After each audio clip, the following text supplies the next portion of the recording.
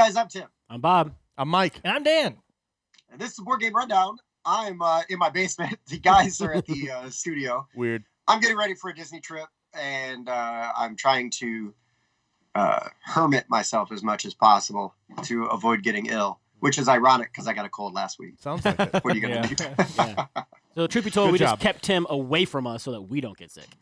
It puts the Yeah, lotion on yeah. its skin. Ooh. Ooh. But I got my cool game collection, or some of my games behind me, so that's Yeah, fun. just say some And of you your got a games. Cubs shirt on. It's almost There's a couple baseball of cool season. games in there. So, yeah, baseball season's actually happening, which is cool. If we could leave Different topic. all the Sorry. sports out of this conversation. All right, fine. We lost fine, Dan. Fine. Yeah. So we are going to do something we haven't done in a little while, right? We're going to do a top 10. this week. Yes. And, well, yeah, you guys in your secret chat thread that does not have me decided to make it a top 10. We did. After we Tim were was just voted gonna off talk. the island, he In changed all the fairness, topic. I had no idea Tim was going to be on the show this week until like 2 days ago. That's right.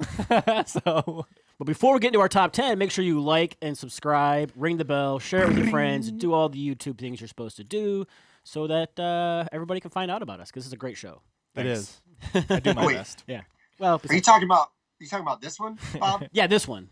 Oh, Yeah, this show, because it's going to be mostly us and less of you. It'll be really good. Oh, man. Looking forward to it. fair enough. Yeah. Really good, Gonna have this one on but repeat. not great. Correct. Wait, well. So how are we doing this 10 list, guys? Yeah. Oh, boy. Mike, what's Those are- our topic for the top 10? Those are this certainly week? numbers. We are doing a small box top 10. All right. So these are But how small is small, Mike? well, these are portable games that have to be smaller than a normal size box. Your So we 8.5 said by 11.5 Yeah. has to be smaller than that. Mm-hmm. I stayed pretty much in like 6 by 8 territory for I have the a most couple part. bigger than that.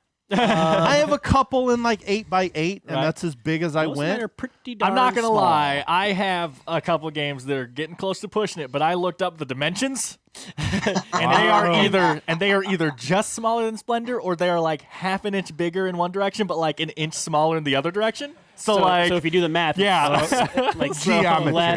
less cubic inches. exactly. Fewer Okay. cubic inches. Well, I don't Yeah, know, because as then a- you have to as take. a- But how many depth into winter themed account. games are in there?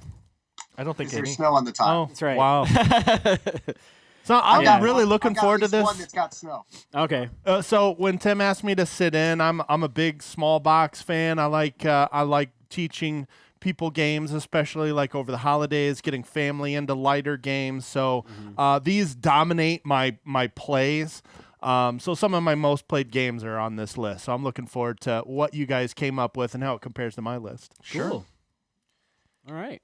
Should we? Yeah, so jump right into we it? decided that Splendor was too big. Yeah. Splendor is the cutoff. That's right? a And medium-sized box. A lot We're of doing air in small that box, So but- there's a lot of air in the box, but the box itself is like a Puerto Rico It's too style, something kind of smaller. Yeah. Yeah, those are medium-sized. Standard Ravensburger box. Yeah. Yeah, that's too big. Yeah. I think I have one game that's going to be like, I don't know about that one, but I'm going to Yeah. be like, I looked it up. Cancels Dan's whole measured it. list is what he meant to say. I mean, I'm pretty sure that my Heroes of Land, Air, and Sea box is small enough to qualify. Oh, right? yeah. We were saying before the show, Tim, that you're going to come on and you're only going to mention the big box versions of all games. Like you're going to be Right. like El Grande, El Grande, big the box big box. edition. The big box. Yeah, right. yeah. Yeah. But, Yeah, yeah. Fresco, the big box. Yeah. Anachrony, the Infinity box. Yeah. So we purposely weren't going like stocking stuffer this time, because then that's like Not a whole purposely. like tiny thing, Tiny like box. only limiting us to that. Like Sure. we can. Although we some can of mine get- are on that list. Oh, yeah, sure. Yeah. Mine too, but I'm just saying we weren't as constricted Sure. as you would with a list like that. By just saying small box games, we kind of just picked a size that we were like, I'll find games smaller than that. You know? That's right. So what order do we want to go in today, boys? Well, 10-1 would be the. That- I hate you. That's tough. Man, mine's all out of whack. Mine's well, actually oh always my out of order gosh. because I always write my games in my Correct. book first, and then I put numbers next to them. That's what I do. and so mine are always out of order anyway. So I am Tim- literally numbering mine right now. Tim, I'm like, I know that you Tim did a bunch of start research. us off because surely you've written a 10 on that list, and symbolically you're sitting to my left in this Oh, open okay. spot Yeah. over here. So we're going screen right where to we left. put the plaid hat. quit slapping my seat, man.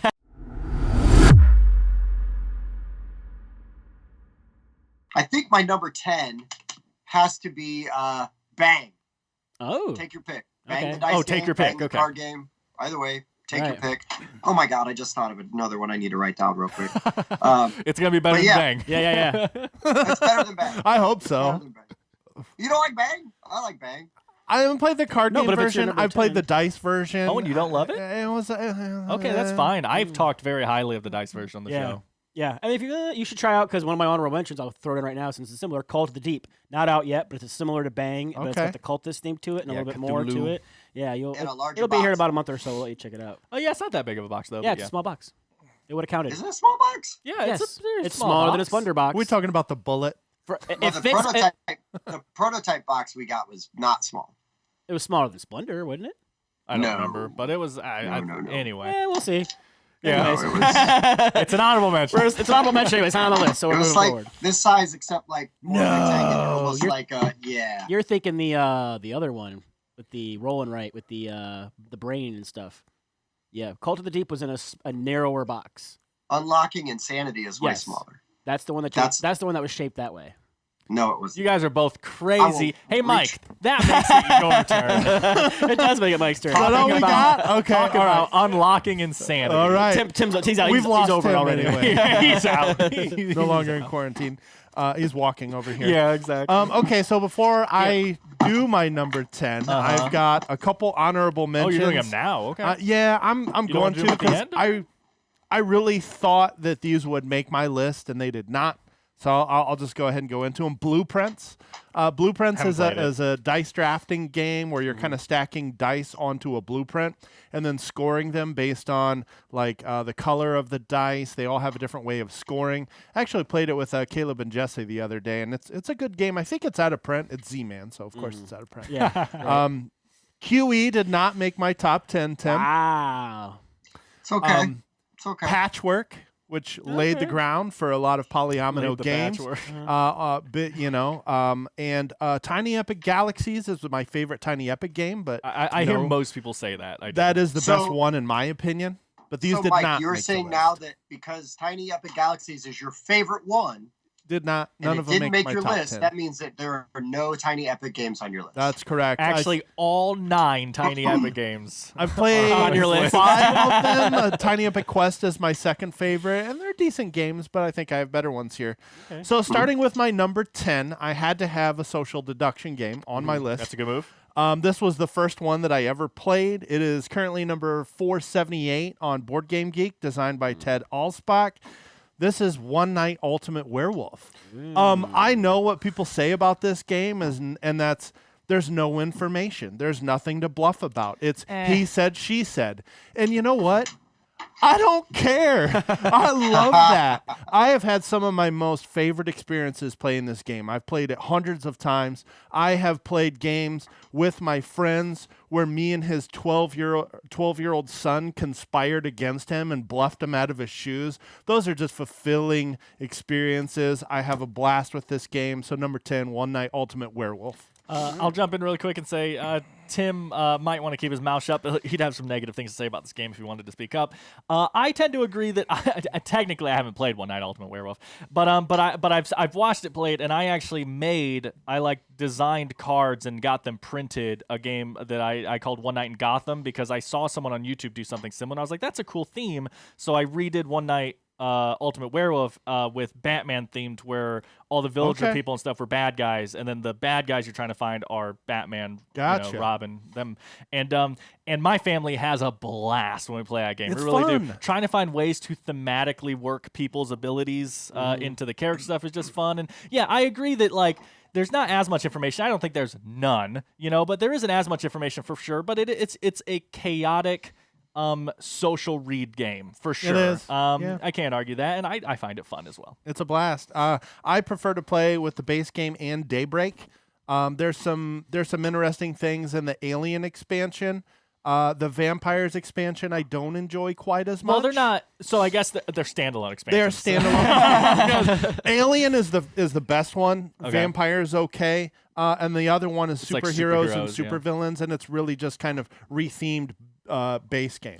Right, because the Alien one and the Vampire one have like a couple like drastically different mechanics. They to where do. the superhero one is kind of just this does this. Yeah. So Dan, you're right.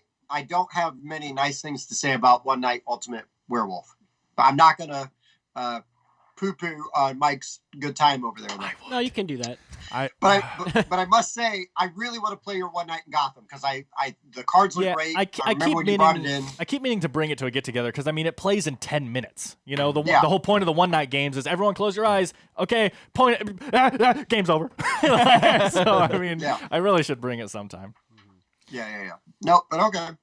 That's So all. That's what I had. Dan's number 10 is by far the smallest box on his list. I don't know. I might be lying.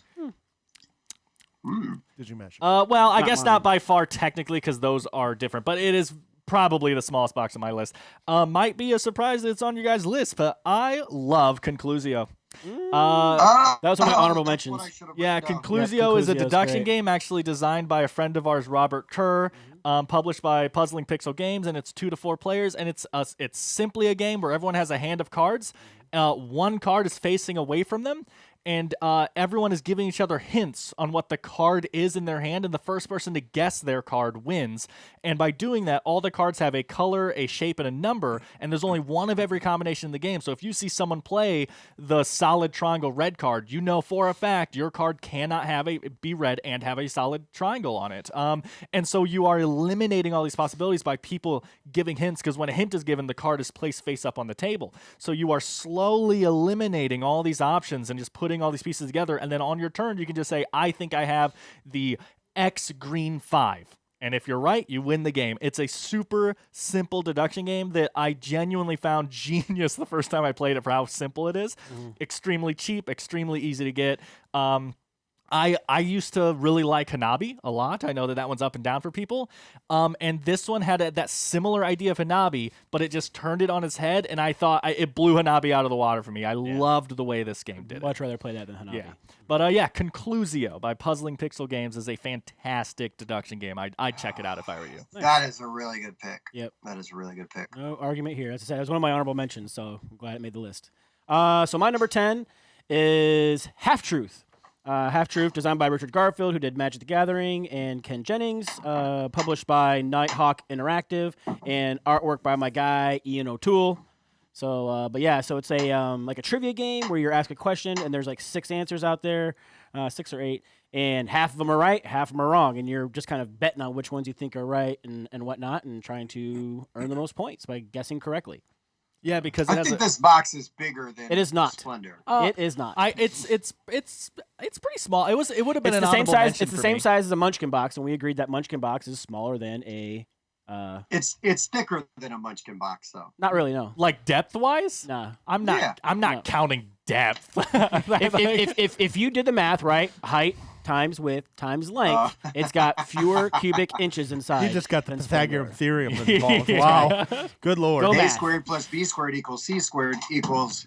That's right. Equals I Bob's don't wrong. care enough. I don't care enough to argue with Bob. Yeah. Goes like No, that. Half Truth is a really good. It's a great trivia game, though. Yeah, it's underrated. I Yep. looked at it. It would have been an honorable mention for me. I agree. It has it also has. I don't think you mentioned an interesting push your luck thing where you don't have to Yeah, bet. you don't have to on get all of the them. answers. Yeah, if you're like, well, I know the one's right, so I'm just gonna go with that one. Because if you miss any, you get don't no get any points. points. Right. So you Correct. might be like, well, I know this one's right. I'll take my 1 point. Right. Right. And something like that. Yep. Yeah. It's a good little deduction game made by the guy from Jeopardy. Right. Did you say that? Yeah. Jeopardy? Yeah. Oh, Ken Jennings. Yeah, Ken Jennings. Oh, yeah. I forgot he's the Jeopardy guy. I knew Richard Garfield was the Magic guy. Right. I forgot the other guy was the Jeopardy guy. So there's 2 guys who did a thing. Yeah, Oh, yeah. who are good at their They- thing. They're good at their thing. Yeah. And they made a game together. So that's good. So brings us back to you, Tim. Number Oh, nine. Tim's number number nine. Number 9 is the smallest of boxes on my list. It's hard to say if you were like cubic inches, if it's bigger than Conclusio, Uh-huh. but mini steel. Oh, Steel great pick. is my number yeah. Forgot about it. 'Cause it's not in my collection, so a lot of the games that weren't in my collection, I didn't think Sure. about. Yeah. Yeah, Mhm. no, I mean, I had some problems with that too, a little bit. Like, Yeah. I should have thought of that one. Yep. But so mini steel is like it's this real small box, Mm-hmm. and you got these square cards. You deal them out, and you basically everybody's got X amount of health. Yep. and you're just Like, take that. slamming on everybody Take that. until Yeah. last man standing. Yep. Plays really fast. Mhm. It can be really swingy. It's Sure. very heavily luck based. Whether or not you get Drawing the good cards, cards, or you yeah. can counteract stuff or steal other people's stuff. And but I mean, we've had a really good time every time we played it. It was a Yep. pretty fun game. Yeah. So mini steel was that Greenmore? Grinding Hammer game. Greenmore. Yeah. Yeah, whatever, So- Aberley. This might have been an honorable mention for me. Again, it's a game. I like the game a lot. It just wasn't in my top 10. There's a Sure. lot of small games out there. Mhm. Like I actually was telling them before we started, this is a list that I started and I was like, this is hard, and like I was writing down games that like I liked but like I didn't love and la la la. And then I was like kind of going through my collection, and then again I did the whole looked up the dimension of splendor and actually started looking at that stuff, and I was like, this actually isn't as hard as I thought. I could have made a top 20 actually. Yeah. And I at first kinda I had was that. Yeah. I have Similar 44 games issues. written down. like, yeah, that's crazy. At almost Yeah. 30. Mm-hmm. Okay, Yeah, so number I guess 9. that leads to my number 9. I had to get one game on here. This is an 8x8 hopefully box. Yeah, I had to get one game in here that is a small box that feels like it's coming from a bigger box. Sure. This is from the design team of Sin-Foon Lim and Jay Cormier. These are the guys that made Belfort Yes. and one of Tim's favorite games, Mind Management. I mean, also Belfort, but yes. This is a deep cut. This came out in 2014. It's number 788 on Board Game Geek, and this is Akrotiri. This is a Greek-themed 2-player pick up and deliver game. It plays in an hour, and what you're doing is you've basically got like the peninsula of Greece, and you're actually building it as you go along. You've got an explore mechanic that pulls out different islands and peninsulas, and what you're doing is you're trying to build temples on this map based off objective cards that'll tell you, okay, you got to build a temple east of a red island, west of a blue island, and north of a black resource island. wow. It also has its own little economy going on, where the more of a resource you sell, the less it's worth. It's a really solid game. I haven't played it in a while, but it deserves a spot on this list. A really solid pick up and deliver 2-player game, Akrotiri. Akrotiri, yeah, I have not even heard of Yeah, that me one. either. It sounds really Deep cool. cuts. Right? Yeah, yeah. Oh, look at me. Deep I'm cuts. mentioning the games By no one's Mike heard Rice. of. The rest of mine are all super popular, so I'd have something. Yeah. Okay, mine. Actually, I really want to play that because I do love that design team. So that sounds Oh, incredible. yeah, sure. Yeah, I yeah. agree. Solid game. My number 9 is a classic as far as I go, a game I talk about a lot, a game that we reviewed actually recently, and a game that is smaller than Splendor, but it's not the one that's super close, but it's kind of close. But Cryptid, I looked up the dimensions. Wow, that's real It's close. real close. It is. It's like literally half an inch. It's like half an inch or a quarter inch smaller. Oh, It depends my what edition of word. Splendor you get. That's true. Yeah. But Cryptid is a 3 to 5 player game by Osprey Games, designed by Hal Duncan and Ruth Beavers. I don't know how to say your last name. I apologize. But Cryptid is a very basic deduction game. Everyone has a book, and God, the design of this game is honestly genius for how simple the game is. There is a board that is made up of tiles that is placed out, and according to a card, it tells you where to put the tiles and what rotation they go in. Then that same card also tells you, depending on your player count, which books you need and which numbered hints or rules or whatever you need in the book. And then everyone is going to have one hint towards which spot is the cryptid or, the winning condition. So like mine might say within 2 spaces of a bare space, and Bob's might say adjacent to sand or something like that, right? And so we're all putting out, and then we're asking each other questions like, hey, Bob, could it be here? And Bob just says yes or no and puts a thing down depending on his clue. And then we're all just putting yeses, nos down on the board, and then when someone thinks they have figured out everyone's clues and can guess the spot, you just say, I'm guessing here. It goes around, and if every player puts a yes marker on that spot, you win the game. If not, once a cube is put down, you have to put a cube down yourself, kind of like a punishment for being wrong. and then the game just continues. Just a fantastic, simple deduction game. I will say, recently we also reviewed a Search for Planet X. I find that game slightly better, but the box is too big. Cryptid is a really good. Hey, look, 2 deduction games in a row. Crazy. Nice. But yes, that's what I'm going with. Yeah. All right. So my number 9, it's going to fit a theme you'll see on a couple of the games I've got on here, and it is probably the smallest box that I've got on my list. Cartographers. It is a flip and write by Jordy Still need to play. Aiden or Adden. I think it's Aiden probably. Thunderworks Games. Yeah, real tiny box, but you're flipping cards over and you're filling in different terrain types and different Tetris shapes and trying to meet certain scoring conditions to get as many points as you can. And it's kind of neat because you can like pass your paper to people and whatnot, and they have to put the monsters on there. We actually put this over quarantine where we would like hold the cards up to the camera and everybody would write down their stuff. And so that was a nice time because everybody just print out their own sheets at home, and then you have one person with the cards to hold them up and keep playing. You haven't played it? You know, it's I have not played it. I'm a big fan of Thunderworks because of Role Player and that whole universe, though. Yeah. This game has a really big following of people that use like colored pencils, and Yeah, markers, or like and draw it 3D up printed real ones. fancy. Have you seen those? Where they've got like these 3D Yes. printed grids now, and they have all these colored cubes, and they stick them in the. It's pretty neat. Like some of the people going Oh, all wow. out. Yeah. I knew a lot of people were going to put this on the list. Yeah. It is a good game. Again, probably not close to my top 10, but if you're looking for a small box rolling right, this is one of the better ones. Yeah. For sure. Yep. yeah, yeah. I will talk more about cartographers later. What are in the the odds? episode. Shocker. Spoiler. All right, then, Right? Tim, what's your number 8?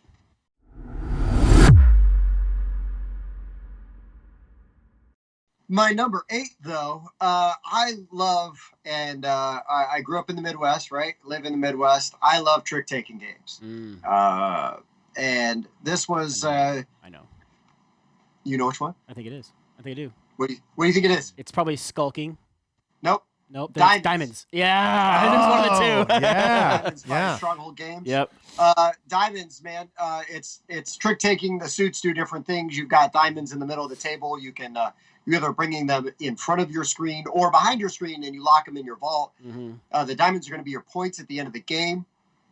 And when they're in front of your screen, people can steal them, right, by doing certain things with the hands, right, and playing certain suits. And so you've got to also, you're trying to not only, win hands, but you're also trying to manipulate where you keep all your diamonds, right, and moving them around. So you're trying to do a couple things at once.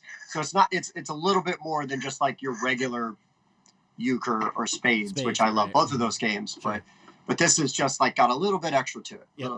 Little salt in there. Make it. That was What in my I- top Little 20, flavor. but didn't quite cut the top 10. What I like about diamonds is even if you lose a trick, you still get to use the ability of the card. Yeah. So that's Yes. always kind of neat. What you throw off is also just as important as the cards you save to take tricks with. Which allows you to kind of salvage your turn, right? Right. Because it's like, well, I'm not going to win this hand, but I'm going to be able to do this action. Right. I can save some And- diamonds behind my safe, so it'll be. Right. Yeah. Right. I have not played Diamonds. I tend not to love trick-taking games in general. There are very few I even like. I guess honorable mention for me is I think Fox in the Forest is probably my favorite that I've played. I just liked how simple, short, and the scoring system is interesting. I really liked the way, and it's not like it's super original, but I really liked the way it played in that game. So I guess that would probably be my trick-taking game if I had to mention one. But yeah, I tend not to love them, so I know I'm in Sure. the minority there. Maybe this is a spoiler, but Tim, have you played The Crew? I have Okay. Yeah. once, all right. and I didn't love it. I played it online. I feel like it needs the right group, so I've enjoyed it, but I haven't found a group that liked it as much as I did. So yeah, it Levi didn't make really my likes list. that game. I mean, I played it with people that I really like playing games with, but it was kind of late at night, and it was like at the end of a con. I was playing with my sister and brother-in-law. Bob might have even been there. Maybe. And You said And, people you really like playing with. Yeah, so probably not. Oh, true. shade. But yeah, we played it, and I don't know if it was just the hour, and it was the end of a long day of playing a lot of different games. But it was just not clicking Right. for I me. gotcha. But I also circumstances, right? Like I know I need to try it again. Yeah, because sure, That sure. was just Yeah. one, funky experience. Same thing I've always said about Blood Rage, right? I just need to play it again. Bad experience with the game. Also on my list. No, I'm just kidding. Don't play Blood Rage for the first time with Caleb ever. Don't Yeah, play right. a Yeah, game it like gets that for the smoked. first time with Sharks. Caleb ever. Okay, so my number 8, this is number 152 on Board Game Geek, designed by Sebastian Pochan. This is Jaipur. Jaipur is a 2-player set collecting game where you're either taking cards from the available market or you're selling those cards for points. The more cards of a set or of a color that you can sell, the more of a bonus modifier you can get.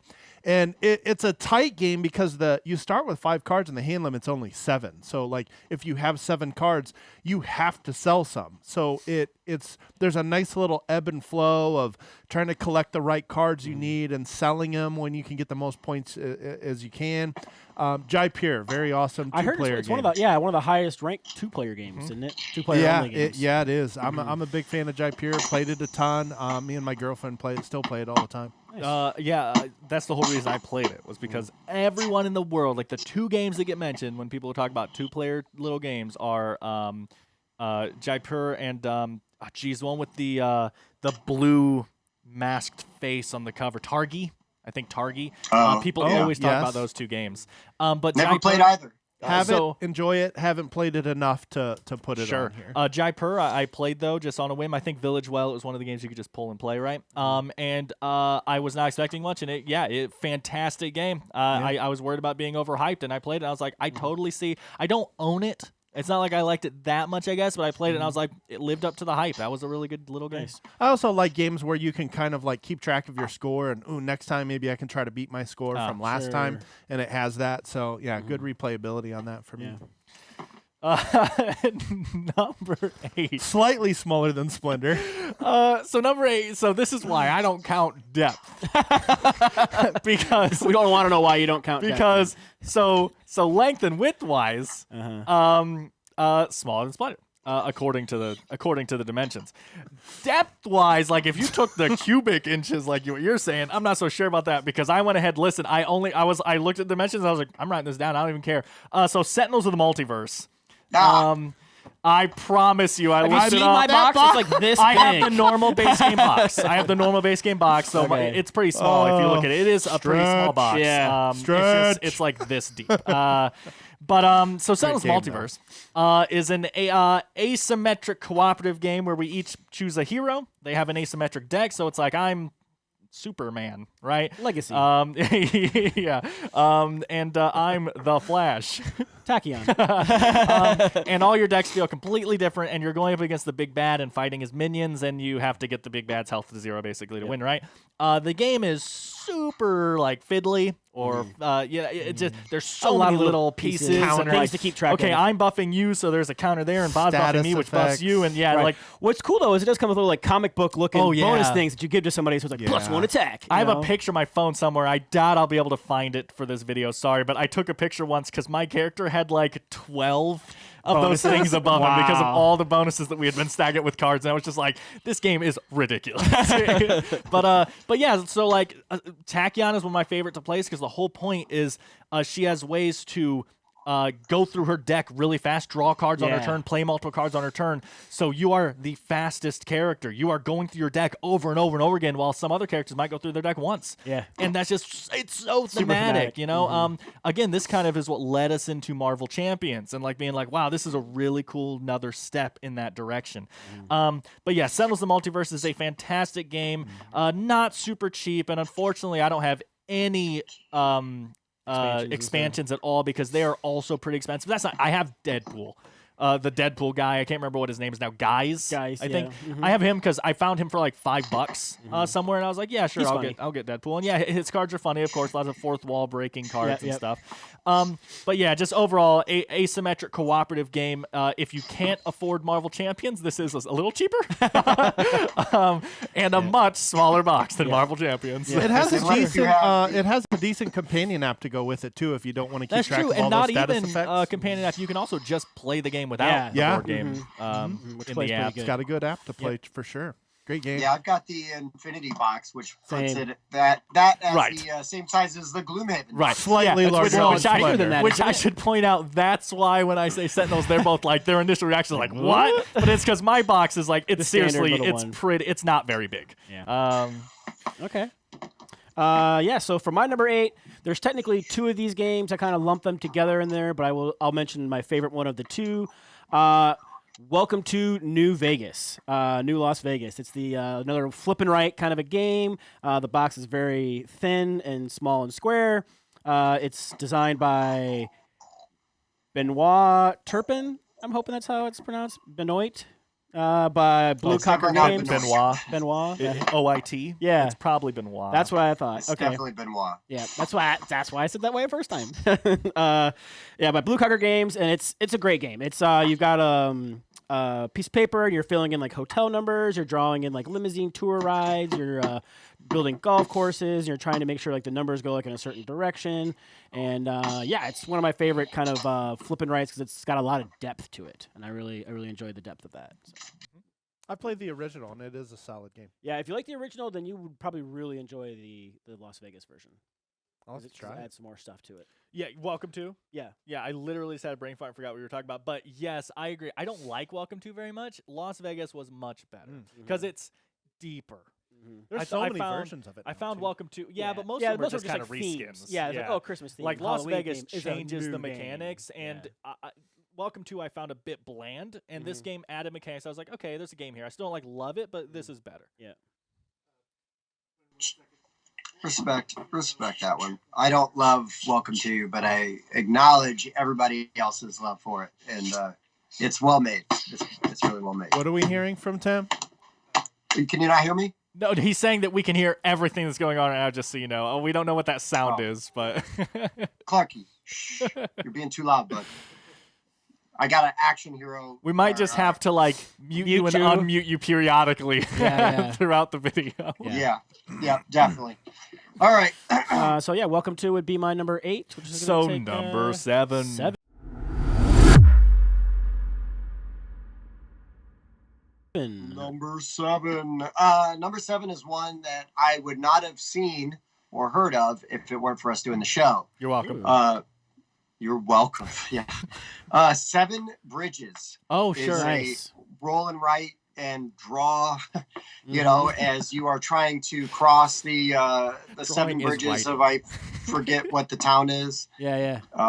But oh my gosh, it's a really neat, unique game as you're trying to traverse through this map, Mhm. and because as you're rolling, the dice there's different Like road basically shapes. T's, Yeah, corners, T's straightaways. Mm-hmm. and so you're trying to navigate this map, and you get certain, you get points for Going surrounding by buildings. different, or yep, going by different forests, attractions. Yep. Yeah, Yeah. and or through parks, not forests, And, but yeah, and parks. crossing bridges, right? Isn't that You the whole gotta point? cross. You want to bridges. cross as many bridges as you Yeah. can. Yep. Yeah, Mhm. yeah. It's based on an old- really good. Tail. Old, yeah, like can you cross all 7 bridges without Yeah. going over your With- path or with- something like that? Right, Mm-hmm. but you can't. You right? can't. No. I mean, you can if you like If you had a boat. fly. Yeah. Yeah. But you can't by walking. No, you can't by but walking and not crossing I your path believe over. that is by Roy Halladay. It's over here. I can look. But anyways, we were lucky enough to get a copy Mhm. to review, and I was like, this game's really cool. Yeah. Really happy to have gotten to play it. Sweet. So that's my number 7. My number 7 is the first word game on my list. First. It's the first one. There is more than one. Yep. It has Spoiler. replaced code names for me. But there's even another game that has replaced this for me. But it's just one. That's my Currently, number 7 as well. Number 146. Mhm. It's just so good. You can play it with anybody. There's a Yep. limited rule set. Just just write a clue down, and Yep. like everybody has fun, and nobody takes forever coming up with a clue. It goes fast. It's fun. Everybody can play it. I always take it camping. I always bring it to holidays. I can't do a top 10 without having just one on it. It's a I agree. staple I don't in care every if it's big collection box almost. games. Yeah. Seriously, I'll just it's a- take the components and put it in a bigger box. Yeah, I actually proxy. I made my own version with like code name cards and like Nice. here's a dry erase from Telestrations if you want to homebrew a version of it. And then I found it cheap somewhere. Yeah, we play with extra people and just have them use their phone. Right? You know, Yeah. write it on their phone. It's just so good. It It's a deserves great a game. spot It in also everybody's had- collection. That was It, my it number has 7 one of the also. best like metas for a game too. Like we talked about in our Blood on the Clock Tower review that there can be this negative stigma with the meta to where it's like not only do certain characters need to do certain things, but then also like, oh, well, Bob's always the demon, and like people get kind of annoyed with that over time and stuff. I love it, but people get annoyed with that over time. In this game, you just have this amazing meta that develops in your group of words that some people will always write or something, and you just these inside jokes develop that will always come up. My family, every time when the word Spartacus comes up, I just write I''M as my hint. And it became an inside joke now to where now when Spartacus comes up, everyone in my family will just write I'm. So now if the person canceled out. right, so anytime everyone gets canceled out, the person always goes, it might be Spartacus. and it just became like this joke, and I love that. I go out on a limb and I say Just One is one of the best games that has ever been made. I love Just One. I'm with you. Phenomenal game. Yep. Your number 7? So my number 7, I did not do this on purpose. I literally just realized this. This was the first game actually that popped in my head because, again, I was trying to think of games that weren't just these tiny boxes. Sure. This one is definitely smaller than Splendor, but it was the first thing that popped in my head, and I was like, oh, man, that's a really good choice for this kind of list, and that's Seven Wonders Duel. Nice. I love Seven Wonders Duel. I was able to play Seven Wonders Duel and Caverna Cave vs. Cave back-to-back on the same day because I wanted to know kind of which one was better. And Cave vs. Cave was fine, but I thought that it didn't feel like Caverna, to where Seven Wonders Duel feels like Seven Wonders, but just shorter, streamlined, interesting card system. Like, there's just so much that goes into there. So Seven Wonders Duel is by Repost Production, designed by Antoine Bauza and Bruno Catala. You've probably heard of both of them. And yeah, it's literally a 1v1 version of Seven Wonders, where it has instead of the normal drafting, you have the cards set in this face-up, face-down pattern on the table where some cards cover others, and you draft one of the cards, and whenever a card is no longer covered by another card, it flips. So by drafting this card that I really want, I am revealing more information to my opponent, and they might get a really good card that I didn't know was even an option because it was face-down on my turn, right? And you play through 3 ages, and then at the end of the game, you just score everything up. It's a super simple and yet, like, I want to use the word crunchy game. Like, the decisions you're making here and having to keep track of, can't let my opponent run away with the military. Can't let my opponent run away with the science. Got to make sure that I get my wonders completed, because those give you crazy things like bonus turns and bonus scoring events and stuff like that. Like, just a lot of things you're balancing in a really affordable small game. Seven Wonders Duel is fantastic. Yeah. Agreed. And like I said, my number 7 was also Just One. Great game. Amazing game. Yeah. I left Just One off my list just because we always talk about Just One, and I wanted to be able to talk about. Yeah, obvious picks At least are one other still game. Worthwhile, though. Exactly. It's just that good. absolutely. It's not a It's top 10 totally list worthy. if you purposely leave games off. I was that thinking should about be that in too. it. Like, okay, so you didn't like it purposefully because of. No, I guess, Tim no, just to does be this. honest, It's fine. We I play know. Just One so much that I would rather play any of these other games on my top 10 to start. How's that? Sure. Okay, fine. What's your number 6? You're good.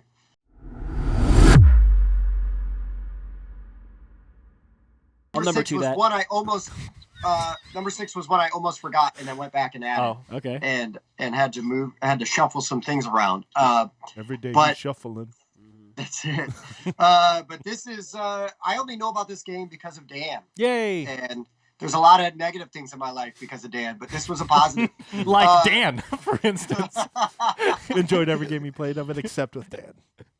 Wolves of Mercia. Oh, I still haven't played it. This is why One Night will never be on my list. Mostly, other than that, I don't like it. But I mean, Wolves of Mercia is my favorite.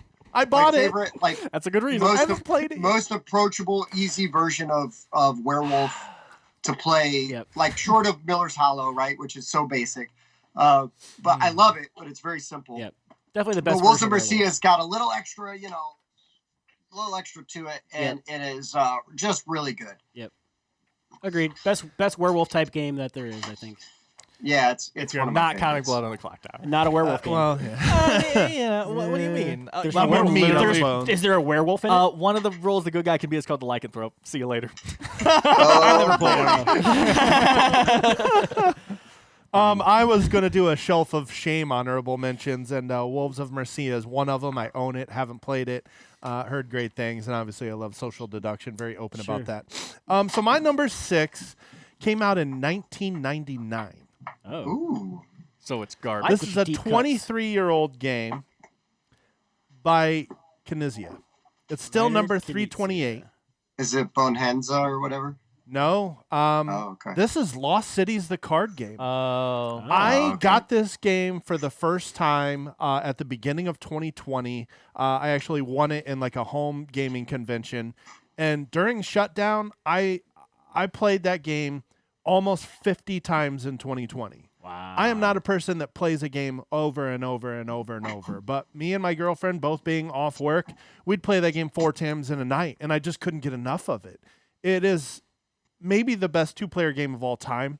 It has such a simple rule set. You are basically, you have a hand of 10 cards. There are 5 different colors. The cards go from 2 to 10. I have to play these cards in ascending order. So I want to start with my 2s and 3s, of course. But once you commit a card to the colored row, the sum of those cards has to exceed 20 or you lose points. So there's a risk or reward there. Maybe I've got the 2 and the 3, but I don't have the 8, 9, or 10 yet. So I'm like playing those and hoping that I can draw Right, those and hoping later. that your opponent's not just sitting on them. Yeah, right. Hopefully they're not blocking you from it. There's just such good tension with that game. Every decision is interesting and difficult. There's a risk reward there. There's multipliers that you can play into each row as well. Another game I enjoy because I'm always trying to beat my previous score from another round. I couldn't do this list without Lost Cities. It's still such an awesome game. Cool. I've played it like 50, 60 times now. It's awesome. I think I've got a version. Did they reprint it in a bigger box? Well, because There's a board game there's version. a board game version now. Okay. And I want to play that because I've also played Lost Cities Rivals, where they took this concept, made it a 4-player version where you're flipping the cards into a market, and then you actually do an auction to buy those cards. That one was an honorable mention. I enjoy that one as well. But yeah, Lost Cities is just a phenomenal game after 23 years Nice. now. I only played it once, and it was good. Like, I had a good time with it, but I didn't like walk away with anything. So I just need to play it more, I guess. But yeah, it was a good little game. I felt similar like with Arboretum, I believe it's called, little Yeah, tree trees. game. Right? Shelf I of had a Shame. I like similar- Arboretum, okay. yeah. Yeah, I had a Played similar it. feeling with that where I was like, oh, that's a cool little game, but I haven't played it again since. You know. Sure. Okay, my number 6. So this is the last one that's pushing it. I just like pushing it. I don't, little baby game. Fits under the table. Yeah, no. So this is the one I believe, going off memory, that is slightly too long in one direction, but quite a bit short in the other direction. It's like, it probably works out, But that's not okay. I also just kind of want to talk about it. Again, my whole thing too was if I stacked these on the table, people would say those are small games, right? They just look small. And going on your depth thing earlier, this might be the thinnest, normal looking board game out there, and that's Whitehall Mystery. This box is so thin. You're not expecting much to be in there. But so Whitehall Mystery is a 2 to 4 player game by Gyoki Unity. Final Fantasy or Fantasy Flight Games, Asmodee. So many people have published a version of this game. But so Whitehall Mystery is the small version of Letters from Whitechapel. So Letters from Whitechapel is like a 2-hour game that plays up to 8 people or something, 6 people. Yeah. This is a 2 to 4 player version. It's just smaller, plays faster. It's kind of mesmerizing, I guess I'll say. I couldn't think of the word I was trying to say because the board is so much smaller and it feels really tense. You feel like they're always right next to you, but there's actually almost the exact same amount of spaces on the board. I counted them, right? They're numbered. And Counted them myself. yeah, but I didn't. They're numbered. Yeah. But that board size and everything really does Feels tight. just feel like there's so much less spaces to go and everything. But yeah, again, hidden movement. If you don't know what Letters from Whitechapel is, the hidden movement game. One person is not technically Jack the Ripper. In Letters from Whitechapel, you're Jack the Ripper. In Whitehall Mystery, it's just another murder that happened, Okay. but they're kind of theming it in the Jack the Ripper way because it's a Whitehall or Letters from Whitechapel type of game. But and they are going around and they are dropping body parts around the map, and the cops are discovering those body parts and have to find Jack, corner him, and catch him before he drops the last body part and gets away. Bit of a grim game, but a fantastic game. The theme is really good. It's better in Letters from Whitechapel, but that's just because you really have the time and the scope to get into it. This game is really short. Tim lost in 3 minutes, so it can be a pretty fast Perfect game. game. I had a good good time doing it. But yeah, so Whitehall Mystery pushing the box size, but I'm pretty sure if you put them next to each other, it'd be comparable. Sure. So another one kind of in the theme that I've been doing a lot of, Rolling Realms for number 6. So Rolling Realms is by Jamie Stegmaier, by Stonemaier Games, where you've got cards with all the different Stonemaier games on them, and you're randomly picking 3, and you guys are rolling and writing, and each one has its own little theme that you're trying to do on the card itself. And we played it yesterday, and I really enjoyed it. It's one of my favorite roll and writes, and I think hopefully they keep coming out with more cards as they release new games to add to that. If they don't, Jamie, what are missing you doing? Out. Missing out. That's a what great a opportunity. marketable Yeah, thing. but I'm just glad people need to start listening to me more. Because every time I introduce a game to someone, it makes it on their top 10 list. just saying. That's all I'm saying. You know? This is a fun little roll and write. It's again the thing that puts it above the bar for me because again, don't love roll and writes in general. Yeah. But man, am I just a Stonemaier fanboy? Yeah. And the idea behind this game and the fact that it was just this print and play he made during quarantine, and then it turned into this actual whole game and everything, and this promo card idea. Yeah. Like. The production value of it, like all like the dry Yeah. erase, everything's dry erase inside the box. Yeah, and the markers are work good. really well. Yeah, I mean, every once in a while, like I have one that kind of comes off thin, but it's perfectly legible and everything. Yeah, he's right. Good little roll and write. Yep, Sad I missed it. you did. We'll play it again. Oh yeah. It'll definitely show back up, I am sure.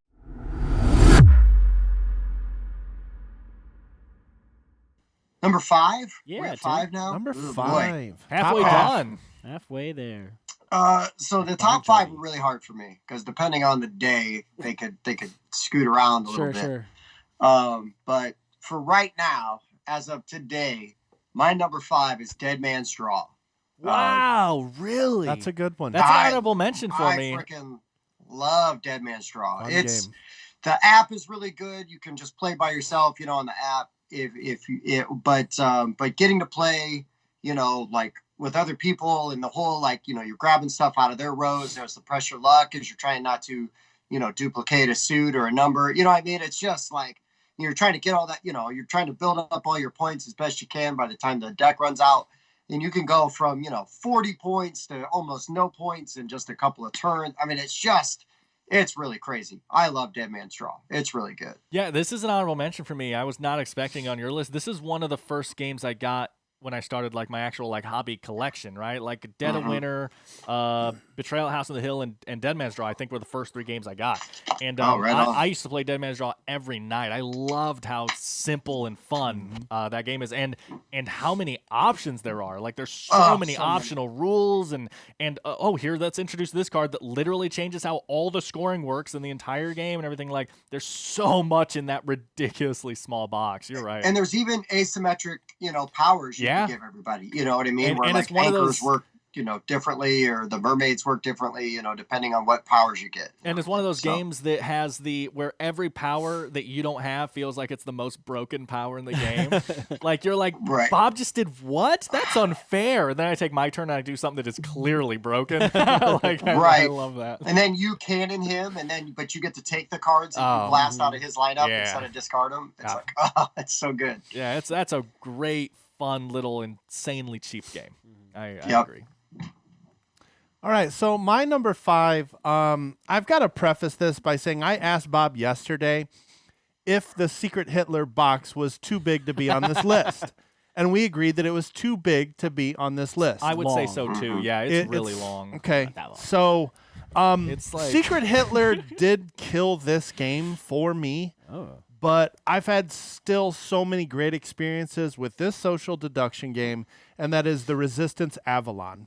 Oh, Avalon Really? specifically. I prefer Avalon because you don't have to buy expansions to get the additional rolls. It's already got them in there.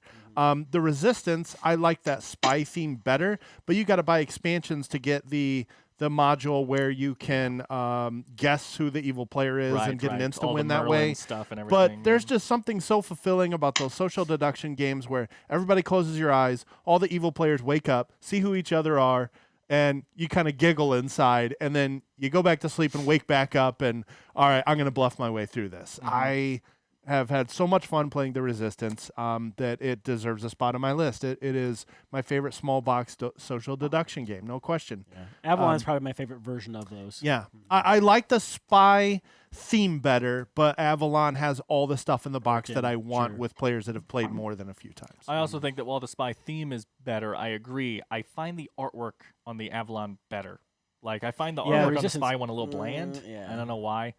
Yeah, Tim hates Resistance. I don't love Resistance, honestly, but for me, I've only played it a couple times, and it always feels too easy to figure out. Like it feels too easy to math it out. You know what I'm saying? Like play with better people. Yeah, I guess. Totally possible. I've only played it. I've only played a couple times, and every time it's kind of been a letdown. But also, when I've played as many social deduction games as me beforehand, right? This is always the problem. When you play, if you play Resistance first, and then these other games, you'd be like, oh, I can see how these. But if you play other games, then go back to Resistance, you're like, Yeah, I can absolutely see that. And it was like one night, and then the Resistance were the first two that I played. So I have lots of experience playing them, and have had great experiences. Right, and game-wise, like gaminess-wise, Resistance is clearly an upgrade to one night. Oh, no question. So I can see that. Yeah. There's information to use. Right. There's what? It's not he said, she said, finger pointing. Yeah, awesome game, though. You're wrong, Tim. Do you want to yell for a bit? I'd like to play Avalon at some point in time, but I was so didn't love Resistance that it's like just the Resistance name tag alone on there, right? You're like on Avalon was put that bad taste in your mouth. But I mean, like Dan said, if you played other games and then played that, it would be a letdown. It's like playing other deck builders and going to Dominion. It really is. It's right. Oh, sure, yeah, 100%. That's how the Resistance is. But I mean, if you've played it before the other ones, you can still have a good time. There's a reason that people still praise Dominion. You have played it back then, right? I guess I literally just remembered this. I have played Avalon one time. And this is an annoying story. This is probably the most annoying thing that's ever happened to me in my gaming history. And I've played Smartphone Inc.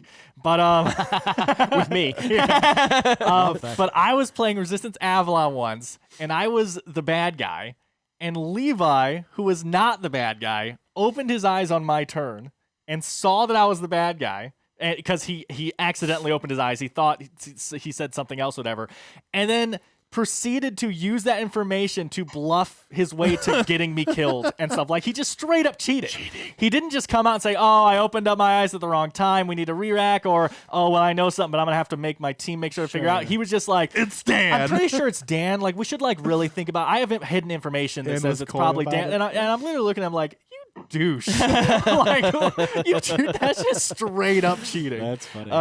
But, yeah. Got you, Levi. Dude, my mom was so bad that anytime we try to play any of those close your eyes, open your eyes games, my mom's like, wait, what? They're like, no, Mom. Oh my God. Wait, what does this card mean? No, Mom, stop showing people your card. Oh my gosh. I love her to death. Is Trader good? Yeah. like trading? No, Mom.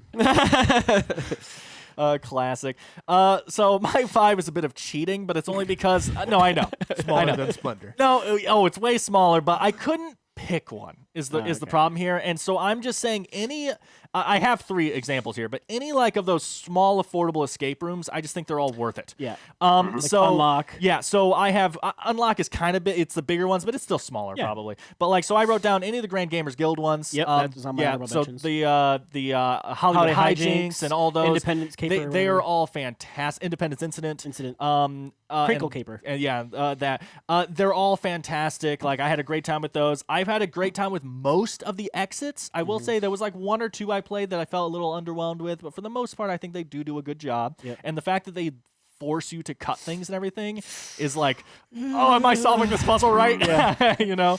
And the last one is the Deckscape Detective by DV Jokey. Like, I was blown away with how much Detective threw a wrench in the works on how those games works and everything. But so I'm honestly I'm mentioning those 3 companies specifically, but any small affordable escape room game, I've had almost no negative experiences with them. They are so worth it, especially regiftable ones like Deckscape and Detective. Like, they're super cheap and affordable. They're really good games, and then you just box it up and you give it to someone else as a stocking stuff or something, and it's just perpetual. Like, just check them out. They're great. I'm glad I made it on your list because those are my honorable mentions. I really enjoyed all those too, and they are very small boxes, very affordable.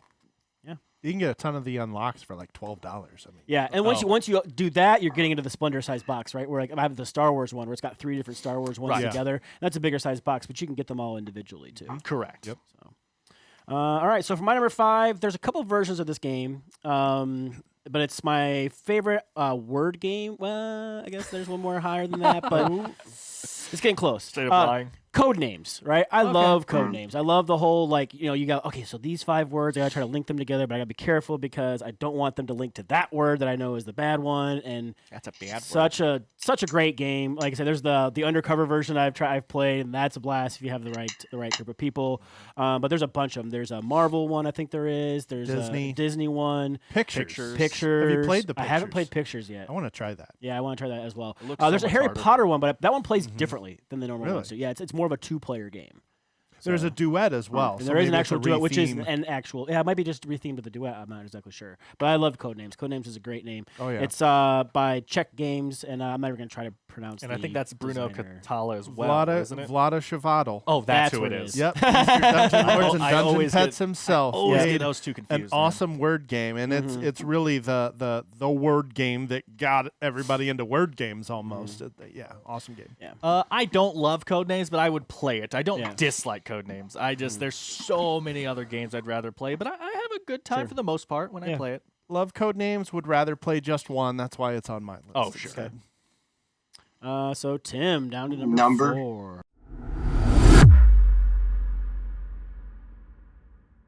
Number 4. Number 4 is a game I play literally every day. Oh, Every day I play this Is game. it called Don't Get Hit by the Wife? Yeah. That's why he's in the basement. Uh-oh. So many comments I could make that would result in me losing that game, so I will just abstain. But yeah, Star Realms. When Star Realms first came because out, the app. Wow. yes. Yeah. yeah, I play the app every day. I play online with friends. I play with my sister. I play with Patrick. I play with Troy. Mm, wow. So I've always got 3 games going at any point in time, sometimes more. Right. But I still have my cards. I actually, this is a game when it first came out, like I bought it, played it a ton, basically wore out the first set, and then bought another set and then sleeved those. And then Nice. the app came out. I hardly ever play my sleeve set because I always play the app. Sure. But Star Realms is really good. There's a ton of little expansions for it that you can get. You don't need them. But it's just a really, really nice little deck builder that plays very fast. It's very easy to teach, and still is a lot of satisfying combinations, for such a small box little game that you can really kind of get an engine going Yeah. with that deck. Yeah. I love how like And, each faction has its own like thing to it. Like Yes. the green blobby people and like the yellow like war factions and whatnot. Yeah. Right, and then the red faction lets you like basically destroy all your cards, right? You know what I mean? Like Yeah. mill all your, Thin out weed your all deck. your, Mhm. your starter cards out of the deck, and then the blue one is more like giving you life, Mhm. and the yellow is like drawing and discarding cards, and then Yeah. the green blobs are like attack. Yeah. So I really like Star How well Realms, does Hero and- Realms compare to Star Realms? I have not Eh, played Hero played Realms. Hero I have Hero Realms, barely ever played it. Gotcha. Hero Realms- I thought maybe it would just Isn't be a Hero theme Realms thing. though? It comes with a mechanic that you have to get in an expansion for Star Realms, I believe. Hero Realms is like a fantasy version, and it plays completely different. I backed it on Kickstarter, and then the problem that it played so much differently that I was kind of put off by it, and then never really pushed a ton of people to try to learn how to play it with me. So I still got all the stuff for it, but just maybe I'll go back to it one day. It's more of like you're gonna build your deck to play, I think, if I'm remembering correctly. Where Star Realms is you just get your starter hand and your 10 card starter deck, and you just Right. go. I thought that was one of the games. Could be totally wrong. Kind of like the Resistance versus Avalon thing, to where Avalon has a built-in mechanic that you have to get an expansion for base game Resistance to get. I thought there was some mechanic people really liked in Hero Realms that you have to get as an expansion for Star Realms, but people still much prefer Star Realms. Like they'd rather buy the expansion in the base game than get Hero Realms. It but could be I there's might be like wrong. Is it I don't know what colonies? the correct term is, but there's like events or not an event deck, but there's everybody gets like 2 cards, that are like one-time use cards you can use anytime during the game. So like, but there's a whole variety of them, right? So I might have the one that just when I decide to use it, I get to draw 2 cards, or take a card from my discard pile, put on top of my deck, or gain a card of cost 4 or less, from the market, things like that. So maybe that's what you're thinking of. Yeah, I don't know. That is an expansion for Star Realms. That is amazing, and I love using it. I think it's really good. It could be. I have never played Star Realms. It's kind of funny. It's becoming one of those games that, like, I guess I'll just never play it because it's so famous and popular. I'll just bring mine in. We'll play Right. it sometime. It'll take 10 minutes. I did play one game because it's free on the PC. I did play one game of Cthulhu Realms, but everyone says gonna ask about everyone that. says it's terrible compared to normal Star Realms. Cthulhu Realms is fine. It's a gimmick. Right. Star Realms is way better. Right. All right, number 4. So my number 4, this is my last word game on the list. Finally. This game I've been trying to get the guys to play for a while. It might happen Won't do it. after this top 10. Probably not though.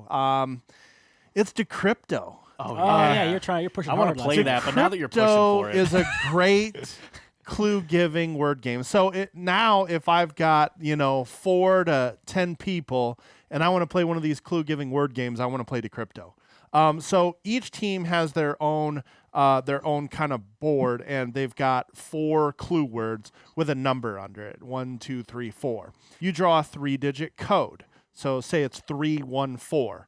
I'm going to write 3 clues down that gets my team to guess the code. So I need a clue that gets them to write 3, and a clue that gets them to write 1, and then 4. They need to write them in order.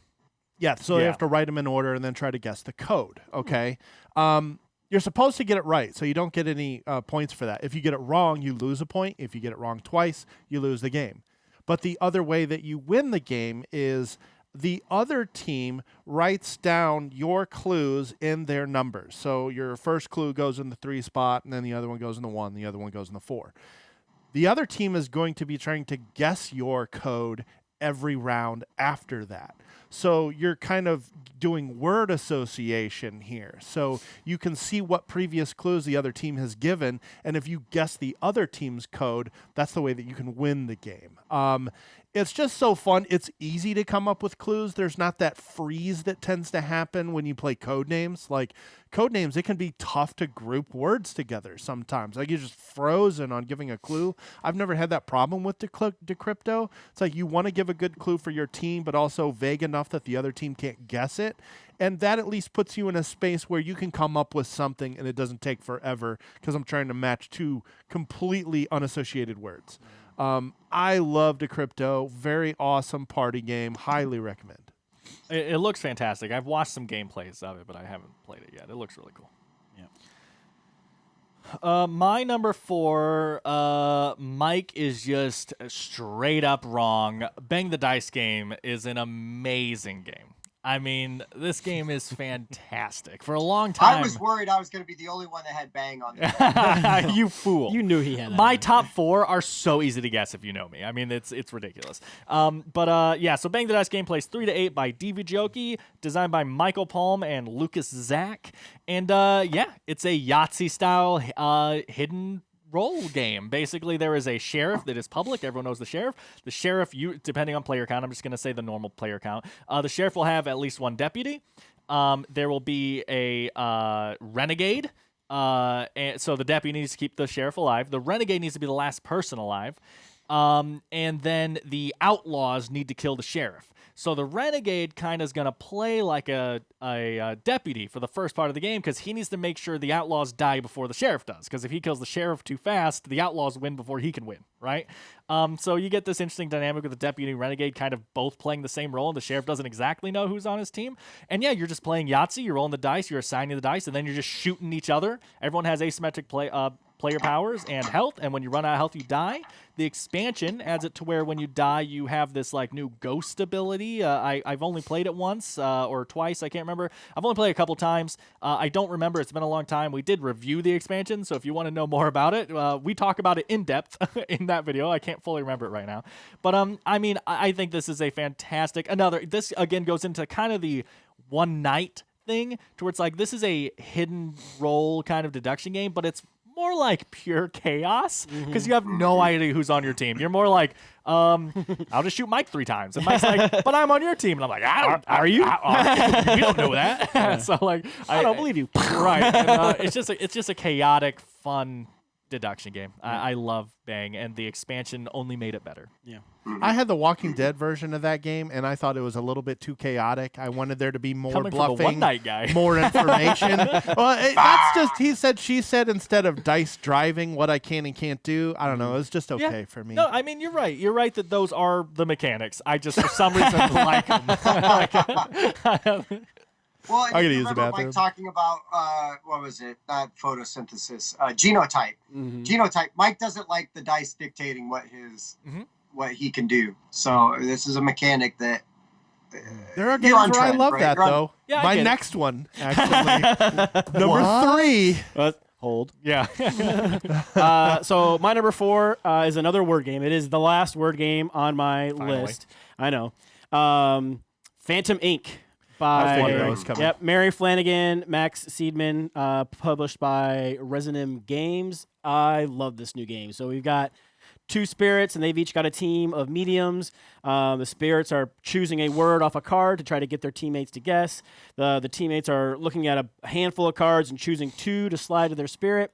Spirits looking at them, they're cackling amongst themselves, and they're going to discard one and give a clue to the other one real slowly. But you want to be kind of vague so the other team doesn't know what they're talking about, and you're just giving clues one letter at a time, trying to get your team to guess what you guys are looking at. And I think it's a really great 4 to probably 8. I wouldn't go much more than 8 people. You can play as many as you want, but then you got people kind of just sitting around. Yeah. Right. Yeah. But yeah, it's just a great game. It's a newer one just came out. Check it out. Phantom Inc.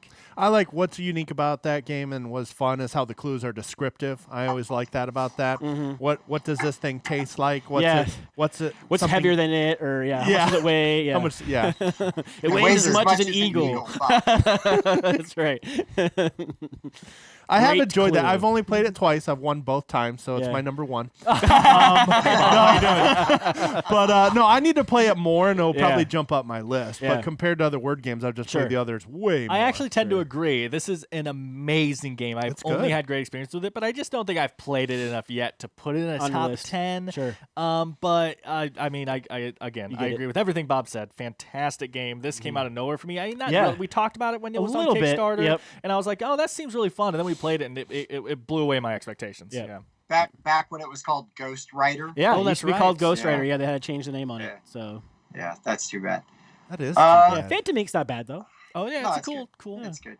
Fits the It's theme really good. well. Yep.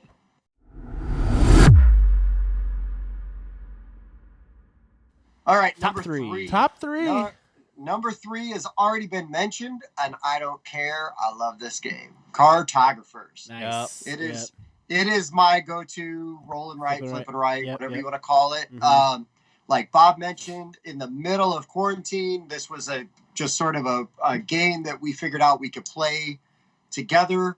We actually printed off some sheets and dropped them off at our in-laws' mailbox so that they had sheets because they didn't own the game. Bob at least had a copy of the game, I believe, Correct. when we were playing. Yep. And then, but yeah, we all just played like on FaceTime, and it was so much fun.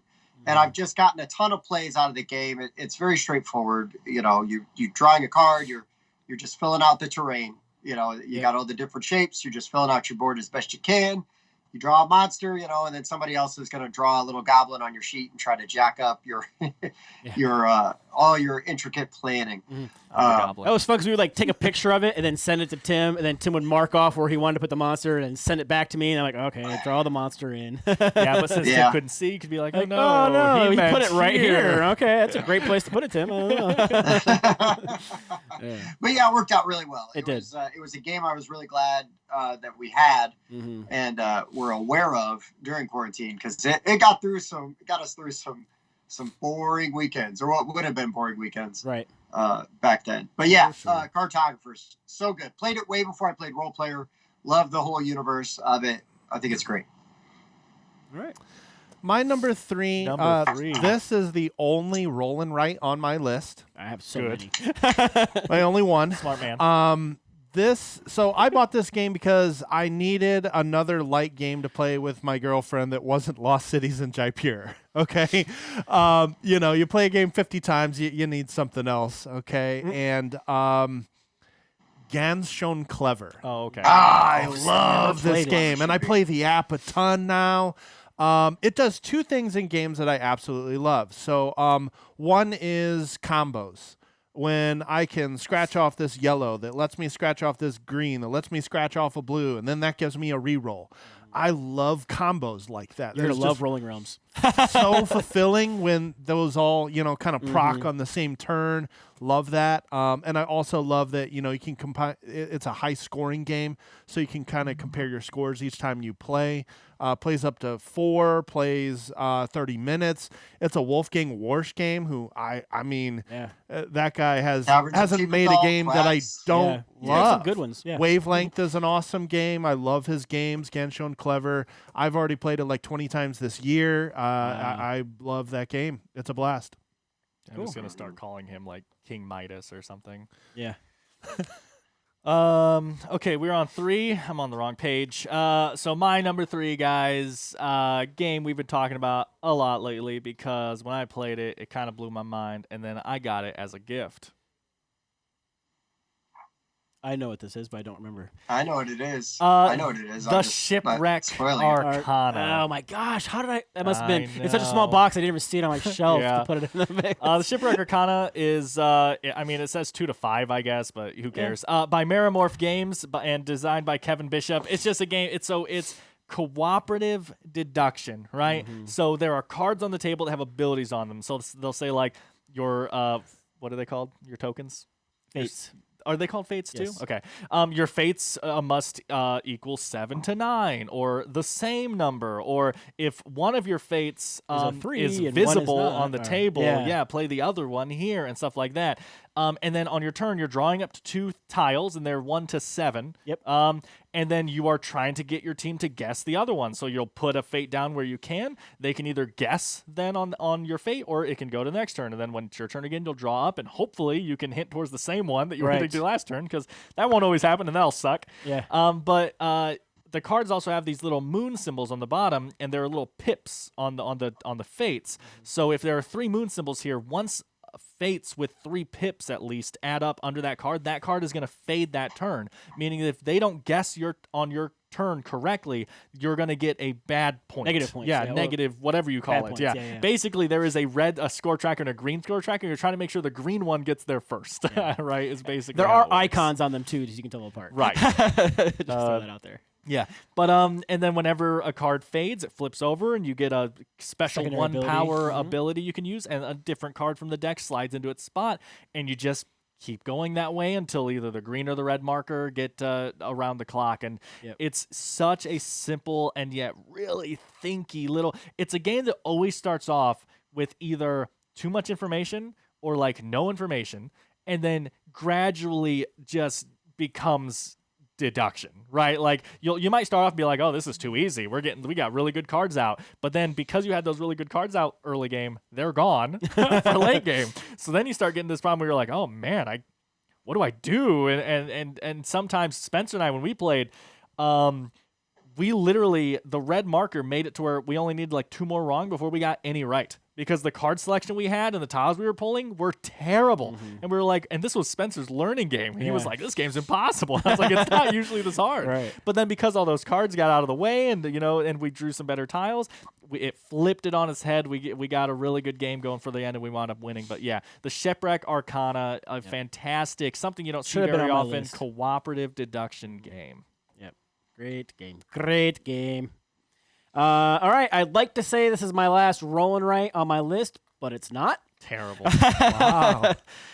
Roll Through the Ages. I'm going to specifically say the Bronze Age because that's the one that I own. I haven't played the other one yet. Yes. Um, It's been years. Yeah, That but is a good so one. Well, good. the Bronze Age, yeah. It's been, I don't know, many years. a long time. I'm not a historian, but I think it's a long time ago. It's at least 30 years. At least, yeah. It was back when Tim was born. You're 2 years older than me. Quite Bob. you. But yeah, so That's it's a good one. you're rolling these dice, and you have to you have like it's nice because you have like these wooden like pegboards, and you're tracking your resources, and you're tracking your cities, and as you can build.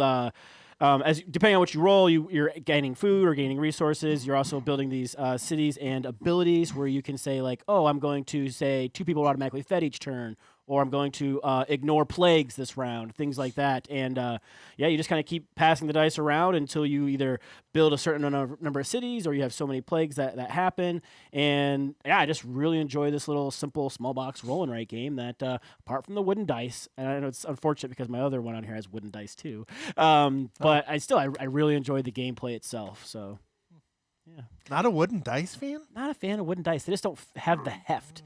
You know, Yeah, I like then you really love. I like how they're not as clunky when they hit the Stonemeyer game. table. yeah. What? I like how they're not as clunky when they hit the table. They have this, I don't know. Oh, well, then you're this- really bounce. going to hate the Stonemeyer. Yeah, the Stonemeyer one, they're big, chunky I like D6s, wooden like dice. punk. Yeah. But yeah, I don't know. If I'm rolling them, it's like, I feel like I should have like 2 dice in my hand, but I got like 6 dice in my hand because they're so light. It's just the I ratio's literally, when I'm off. playing, The I don't ratio's even off. notice the difference. Like, there's a clear difference, but my brain just doesn't care. I'm just rolling Like, dice. meh. Yeah. I know I'm going to roll terribly either way. Yeah. So I just don't And care. Garbage. It's been probably 5 years since I played Acrylic that game. garbage. right? A wood, a garbage. But it's Eagle Griffin Games, designed by Matt Leacock, and yeah, it's a great game.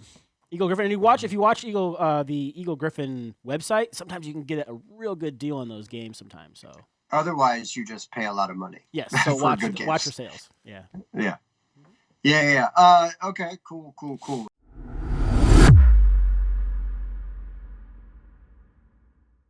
Number 2. So you're Number 2 is my all-time favorite. wooden dice. It's my all-time favorite trick-taking game. Grandpa Beck's. Used to be called Scheming and Skull King. Now is just called Skull King.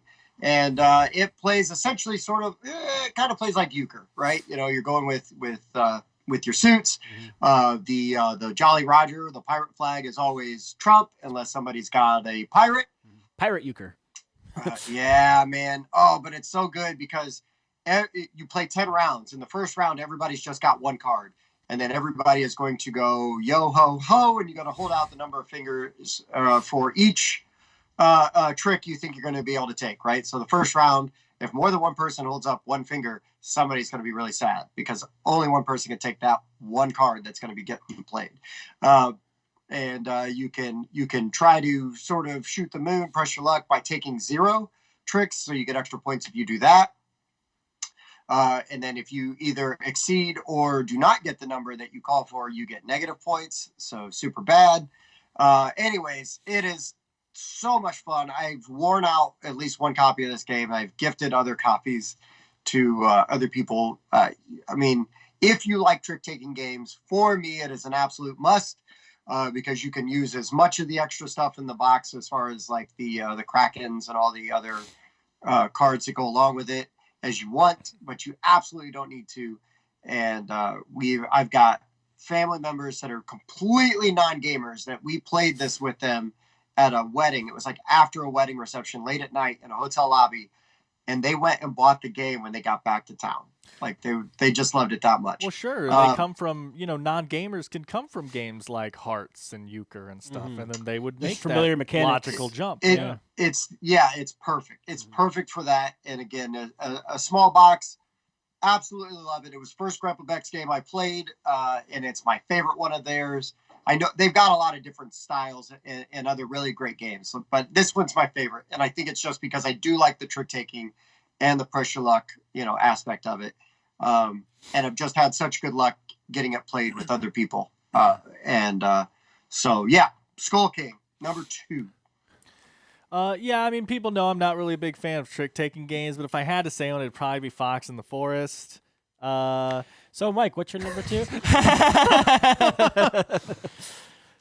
My number 2, this is the only deck building game that has made my list. Okay. Magic the Gathering. Small deck. In I in thought my about it. I could have put opinion, Yu-Gi-Oh. I'm sorry, Tim. I've got like Star Realms down here, and I've got this game up here.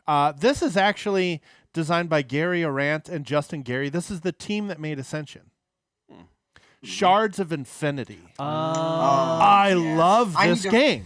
This I need to play game this more. is battle royale in deck building. So you've basically got hit points and you're building up your deck and simply trying to attack the other player and survive longer than them.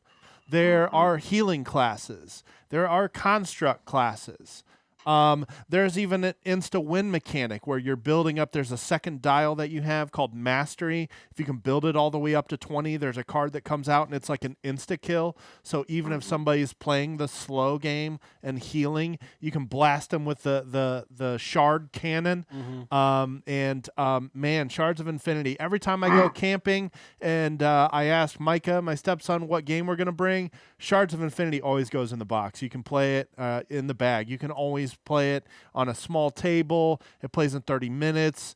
You can play it with 4 players and have a true battle royale. I love this game. It's one of my favorite deck building games of all time. It even has 2 very good expansions. It has one that actually makes it like a small campaign. There's 2 different versions of the campaign you can do where you're actually working together and trying to kill a boss, and it's got its own constructs that come out. Then there's a second expansion that adds like a 5th faction, and it gives you sort of like when your mastery hits 10, you have 2 different routes you can go with what special ability you get when your mastery gets to 10. So it's kind of like you can choose either path, and it's a slightly different strategy. Shards of Infinity is an awesome game. Love it. Yeah, it is. Uh, Yeah, it is. I only played it once, but I did like it a lot. As a matter of fact, I bought the campaign expansion because I found it for insanely cheap. I don't even Nice. own the game yet. I knew that I was going to Go buy the get it. game, so I was like, "Oh, this is awesome! I'll buy this expansion now." It's on this insanely deep sale for some reason, and I'll get the base game eventually. I just haven't been able to get the base game, but obviously that shows I liked the game enough after one play that I bought an expansion without owning the Yeah. game, knowing I was going to buy the game pretty good. eventually. Cut so Dan can go buy this game immediately. It's that good. Really, really good. Yeah, I'm looking forward to playing that more. So my number 2 is a game that Tim wouldn't even know existed. Unless I showed it to him, which I mean, I think it's just like a character trait. Of being It's on my honorable mentions. Yeah, sure. So Wolves of Mercia. Oh no, that's not that one. I yeah. thought you were going to say a different one. No, Oops. Wolves of Mercia by Bright Valley, plays 5 to 16 games and designed by John Lee. Tim already talked about it. This is a fantastic 5-night ultimate werewolf. So just so many things that this game does right. Every role is mentioned every night, even if not in the game. So I just have a recording of the moderator so that everyone gets to play. You don't have to worry about that. The first 4 people that die become a ghost character with a new win condition. So there is no player elimination like that. Technically, if you play all 5 rounds, there will, and if an assassin, I think they're called, is in the game, there will probably be some player elimination, but you'll be so close to the end of the game at that point. I really don't think you're even going to care. And it doesn't usually last that long anyway. Everyone has not only an ability, there's no village roll, but everyone has 2 abilities in this game. You have a day ability, which is public. Everyone knows your day ability. I'm the jailer. I'm going to do this. And you go in a certain number order on the cards, like an initiative order. And then when night goes, everyone has a secret card that also has an initiative order that goes and wakes up one at a time and takes their ability. Again, not counting Blood in the Clock Tower, because that's like a big 1.5, 2-hour game.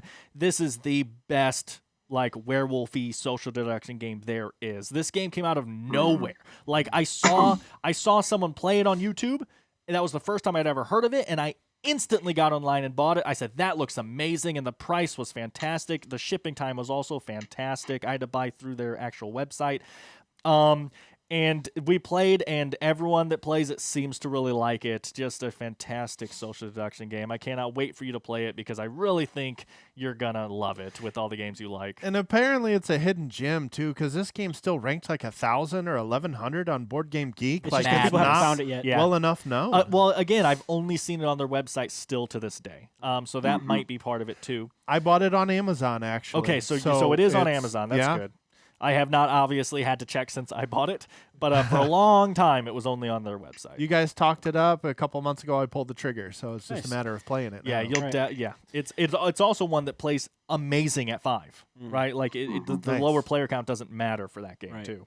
So And there's that's actually nice. like recordings, like Dan made a recording where Yeah, you you don't should really be able need a to. storyteller. You should be able to go on our Facebook, link in the description, and just download the audio file that we use.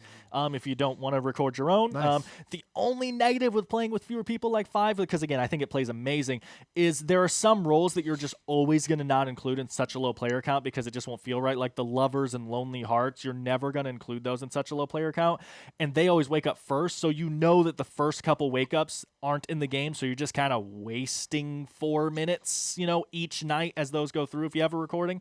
But the whole point of the game is you don't know which roles are in play, so you have to go through every role every night. Some of you might see that as a negative. I'd say it's like a 45-minute to an hour game, depending on how many If it nights goes are in the the game whole- and stuff. the whole Yeah. time. Again, though, for the type of game it is, I think it does not overstay its welcome. That's what I'll say. Cool. So my number 2 is my last rolling right because we're running out of room. Oh, number 2. That's right. I thought we were on 1, but that's right. So there's no way it has a number in its title. Yeah. You like it that much? I Go do. on. Jeez, can I say it? But does it? Tim has already mentioned it. By Puzzling Pictures Games, 7 Bridges. I really enjoyed it. It's got the wooden dice on it, but other than that, though, it's got some depth. And you're trying to puzzle out how you're going to make this path and go by as much stuff as you can. And I really enjoyed 7 Bridges. I want to play it some more. I guess it's one of my favorite rolling rights, which is kind of crazy because I love a lot of rolling rights. Could maybe just because I was just wanting to play it. So we're gonna pop on. I was like, oh yeah, I want to play that one. Oh yeah, I want to play that one. Could be why it's as high as it is.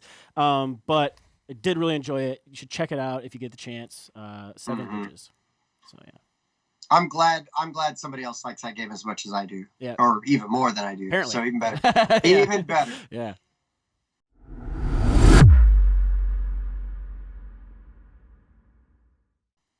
All right, number 1. Numero Number uno. 1, man. Number Ooh. 1. This is a game I have no problem getting played. Magic the Gathering. Just kidding. Nice. Cards Against Humanity. Also just kidding. You're really my funny. number- Yeah. Oh, sorry, Tim. We're losing connection. We'll call you back later. No, There's a solar my number flare. 1 for real is For Sale. Also by Eagle Driven Oh. Games. I love Excellent. For Sale so much. Yes. I just love the bidding, and there's just sort of like that pressure luck of like what cards are you going to go for, right? So like all these properties are coming out, and like from 1 to 30, and 1 is like a trash can, and 30 is like a space station, right? Like so it's like all these properties you're buying to for whatever reason. Anyways. So you're bidding on all these properties. Everybody goes around. You just bid like one thing, and it's how hard are you going to go? I believe 1 comes out per player, so everybody's going to get at least 1. But if like the number 1 and a 28 and a 15, and you're like, well, I don't need to win this. I just need to not come in last because I don't want that number 1. You can kind of bid in the middle. But you might have to make sure that the other people aren't bidding really high. Otherwise, you're going to get stuck with that number 1. And then after that, you're using all of those cards to then bid on the money cards that come out, and then that's any money you have left over from the auction aspect of it, right? And then the money cards you get from selling off your properties, essentially, is the theme. Is what is going to give you your total score. And I just always have an amazing time playing this game. I usually get out my metal coins and use the metal coins for like the bidding instead of just the cardboard chits that are in the box, but those are fine too. Anyways, it's just 2 decks, and it plays really fast, and I've never not had a good time playing it. So For Sale is my number 1 small box game of all time. Great pick. It's one of my honorable mentions. I love auction games and I love blind bidding games. But there's one that is my number 1 that I think is a better game with an auction in it. I have called it the perfect filler, the greatest filler of all time. It is by Dr. Finn. It's number 390. Came out in 2007. I can't believe that. Biblios. I love Biblios. I cannot get enough of this game. So Biblios What's awesome about Biblios is how it has a very simple rule set, and it gives you excruciating decisions to make. It excels at that. It's such a good, elegant game. So the theme of this game is that you're building a church's library. So you're drafting cards to collect sets. There's 5 different colors of cards you can draft. They all have ascending numbers. Whoever has the highest sum of each number wins that category. But the way that you draft these cards is so unique, and it makes it gut-wrenching when it doesn't work out for you. So let's say I'm playing a 3-player game. I have to, one at a time, I have to draw a card and decide, am I keeping this card? Or am I going to put it face up so one of the other players can draft it?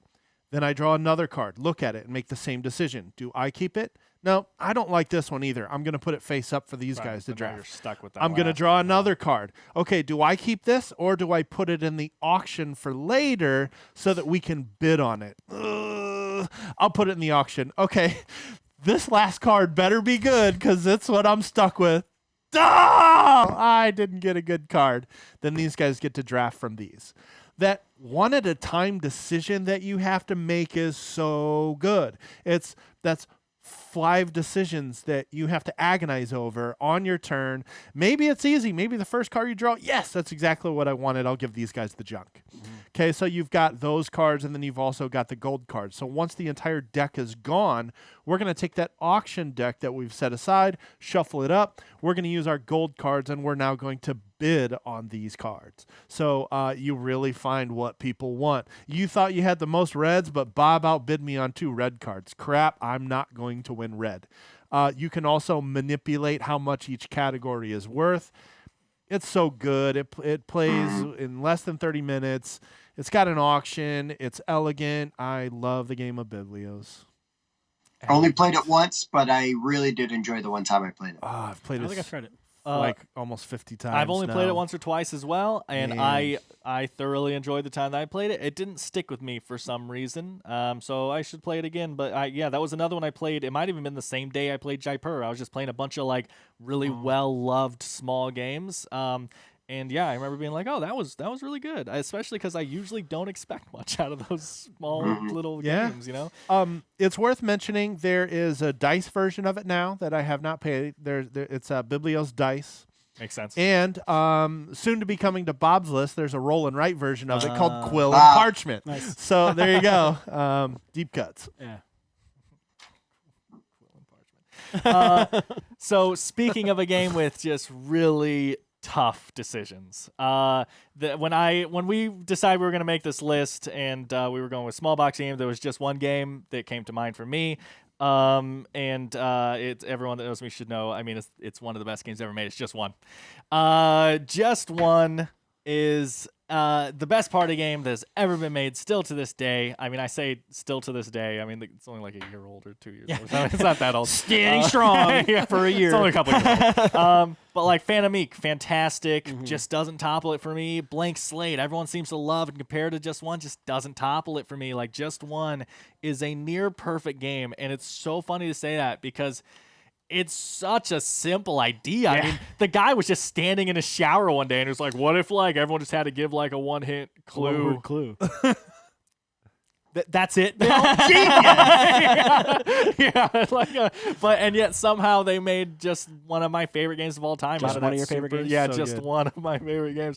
So yeah, we've already kind of talked about it, but it plays 3 to 7 by Repost Production, designed by Bruno Sauter and Ludovic Randy. It looks like is what I have written here, but yeah, we've already talked about it. If you don't good. own Just One, it is one of the only games that I would recommend to anyone. There is not a single person I would say, I don't get That it. game's not for you. Yeah, Go get it's it. not for you. Maybe somebody that's illiterate. It is for no. Get it. Just Your learn a family word. will enjoy Just it. learn Yeah. one word and give that clue over and over again. But yeah, Just One of the best games ever made. Fantastic party game. Check it out. Buy it.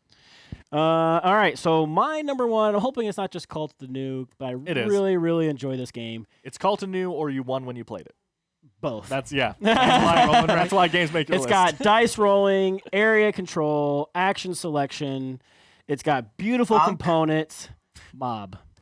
I was waiting one of you guys to put this on your Wow. list. Mob the Big Apple by TGG Games, designed by Stephen Finn. It's you're rolling dice, you're loading up your guys in cars, you're driving your guys from the cars into the locations where all the contraband is at, and you're trying to area control those. There's a little action selection with like a DA marker you're doing a tug of war with. You can take actions to like move your guys from car to car or drive them into the location early. You can do like drive-bys and try to take out people in their other cars. You can try to move your moles around that are hidden people that come out at the end of the game to try to help you gain control of terrains and whatnot. And then just the board is beautiful. There's all these like gold like trace like inlay and whatnot on the board, and like it's beautiful. It's well made. Even like the standard edition, like Tim gave me the standard edition because he had got the collector's edition, and I'm just like, this is the standard edition. Like, I mean, it's great. It's a beautiful game. It only plays 2 people, but like so many times there's been like 2 of us sitting around like, somebody's gonna be here in 30 minutes. Let's play a quick game of this. Let me show you this real quick, and then teach them how to play it. But yeah, it's a great game. Check it out. It's Mob the Big Apple. I got to play it that one time with Tim. It was our learning game, and it was a very good game. If I played it more, I could see it moving up. I'm also very happy that Dr. Finn has 2 of our number 1s here. He's the Biblios designer. So Oh yeah, yeah, nice. good for him. He makes great fillers. Yeah, he should have made just one. Boom. Yeah, So that's it, that's it. right? That's it. I got a bunch of honorable mentions. I got some as well. Sure. Yeah.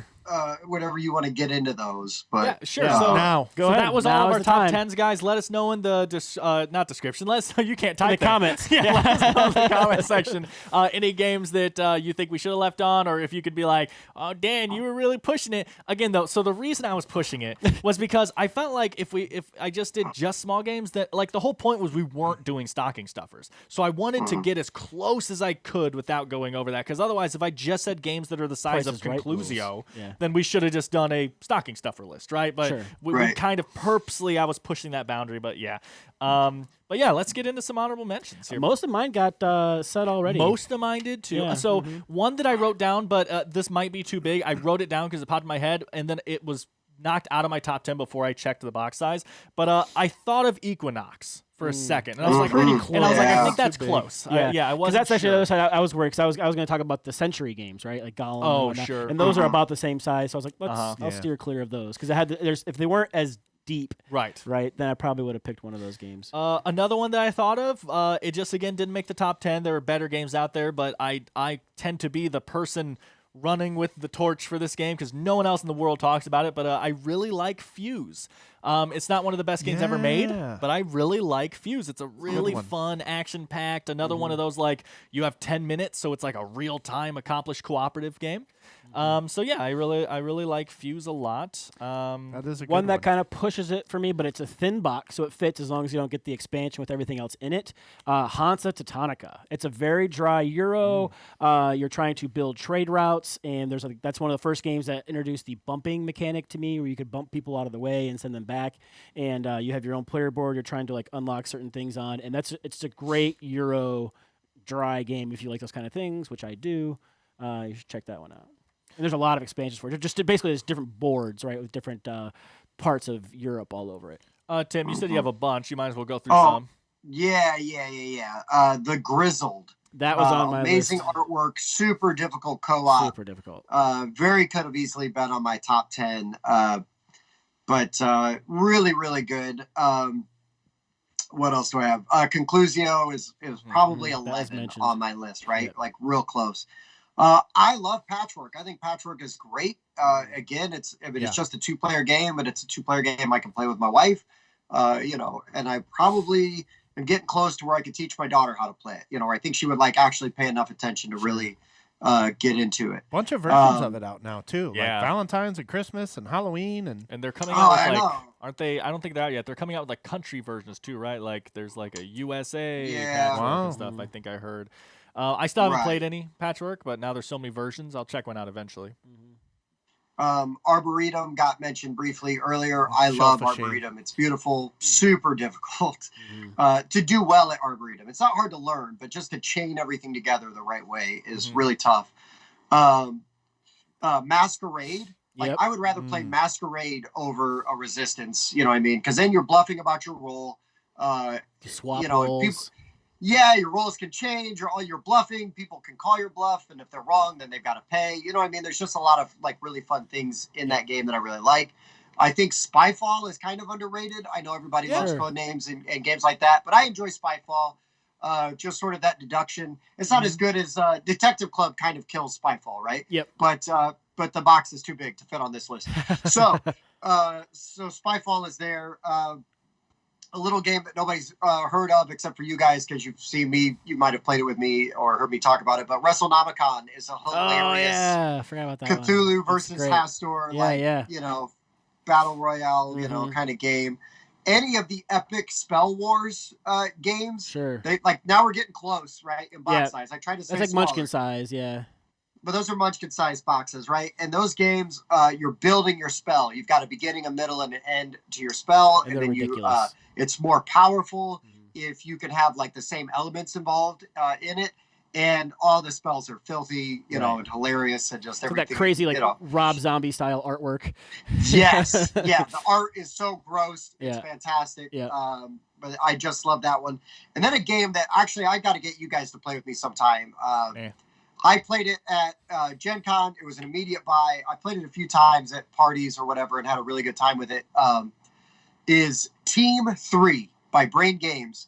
So Team 3 is Yeah. you've got all of these Tetris style blocks, right?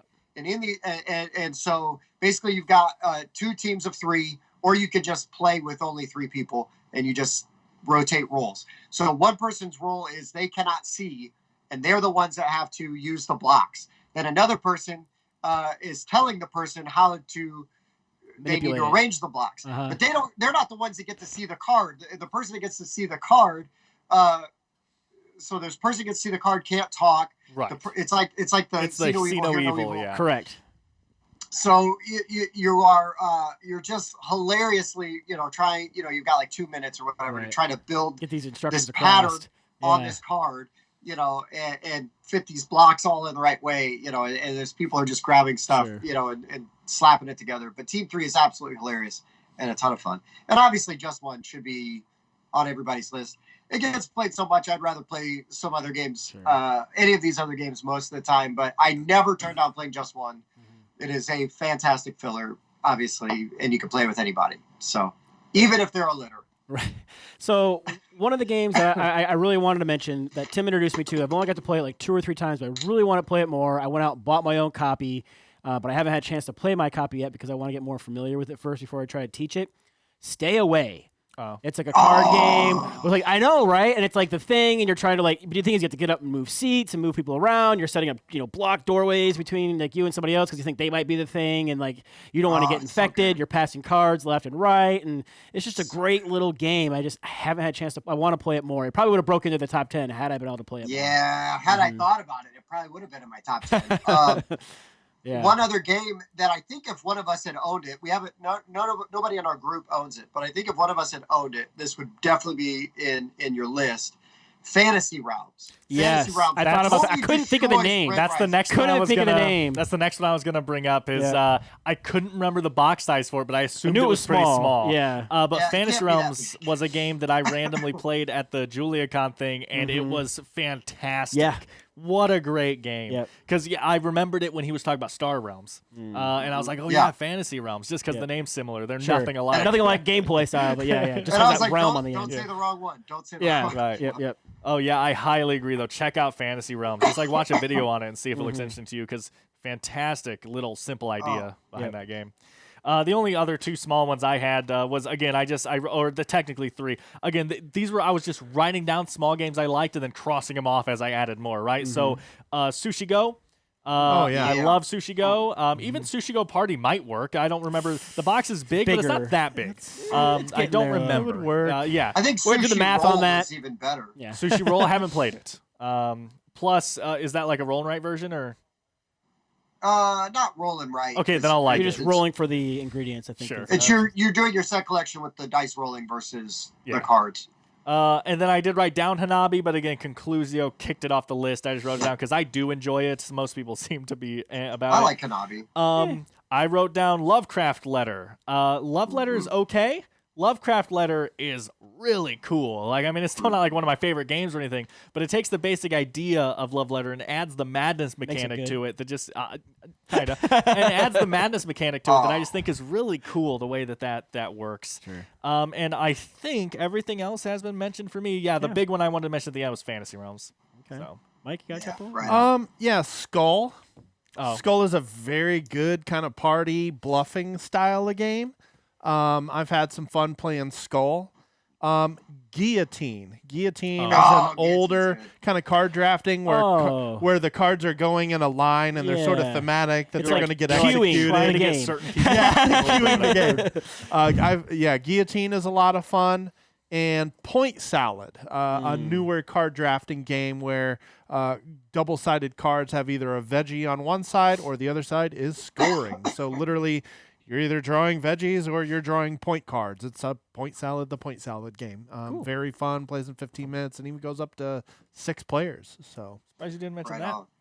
Yeah. Well, it needs to be played more, and it's not quite. I meant the other one, but this one, right? like the original. Yeah, sure. Yeah. Yeah. Anyway, Secret. Canvas is just off screen. Yeah, it is. Secret. The quick little show. Whoop, the new my new Canvas game came in, Right. but it hasn't been played yet, so it's kind of hard to put it on my list. Right. I meant the original. The original but, one, sure. Anyway, that was so many games. That was a lot of games. Yeah. That was a lot of games. Yeah, that's probably and not a ton of crossover. I'm impressed Yeah. Yeah. Mhm. that the variety in the lists. So, So like good job, technically, like guys. just one would have had some crossover, but that's Yeah. No, just one Yeah. and Bang the Dice game. yeah. 7 Bridges. Bridges. Cartographers. Wolves of Cartographers. Mercia. Yeah. So I mean, still not that bad though. No, yeah, out of 40 games. Yeah. Not bad. Yeah. So cool. Yeah. Right on. So anyways, guys, as always, thank you for watching. Be sure to check out the other channels on the Game Talk Network. There's Magic the Gathering Rundown. There's Miniatures Rundown. There's Pokemon Rundown, right? That's all of them, Yeah. I think. It's a lot of rundowns. Those. Lots of running down. And always, your favorite, the board game rundown, right? That's right. Also, check out Jason and Katie over at the Board Game Mechanics. They're pretty okay. Pretty They do okay. a weekly podcast. And, sometimes they bag on Dan there. It's pretty fun to listen to. It is. Used to it. That's all I got for this week. What about you guys? And that's it. Nah, I'm good. That was a Yeah. lot of talking. It was. It was. awesome list. For the Board Game Rundown, I've been Tim. I've been Bob. I've been Mike. And I was Dan. I got a cough. We'll see you next time. Bye. Thanks for checking out the Board Game Rundown. If you like what you saw, like, comment, and subscribe to our channel. Share our videos on social media and spread the word.